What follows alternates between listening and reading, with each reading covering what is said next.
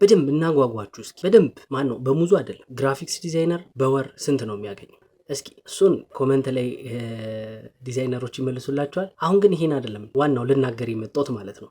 ልናገር የመጣሁት ምንድነው ማን ነው ለሰው ሁላ ግራፊክስ ዲዛይነር መሆን ስራ አያስገኝም እያለ የሚለፈልፈው? እውነት ነው ስራ አያስገኝም። ምን አላት አሁን በወር ውስጥ የሆነ ብር ያን ያክል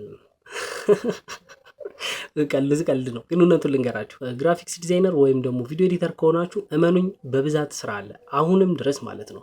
ድርጅቶች፣ ግለሰቦች በጣም ሰው እየፈለጉ ነው። ስለዚህ የራሳችሁን ፖርትፎሊዮ ቢውልድ አድርጉ፣ የራሳችሁን ስራ ፖስት አድርጉ። ኧረ እባካችሁ ለስንተኛ ጊዜ ነው የምናገረው? ተዉ፣ ስራ አለው አትውጡ። ለብር ብላችሁ ገብታችሁ ለብር ብላችሁ ትወጣላችሁ። እስኪ ወዳችሁ ግቡና ከዛ በኋላ ታዩታላችሁ እንዴት እንደሚክሳችሁ ማለት ነው። ስለዚህ ግራፊክስ ዲዛይነር መሆን ስራ አለው።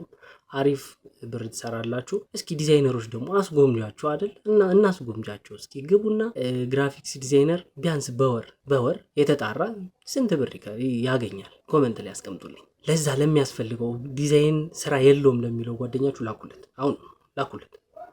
እንብላ አላልኳችሁም? እንግዲህ ምንም ማድረግ አልችልም። ፒስ መቻችሁ ከምትጎመጁ ስክሮል አልኩት። የኔን አብላለ ማየት መቻችሁ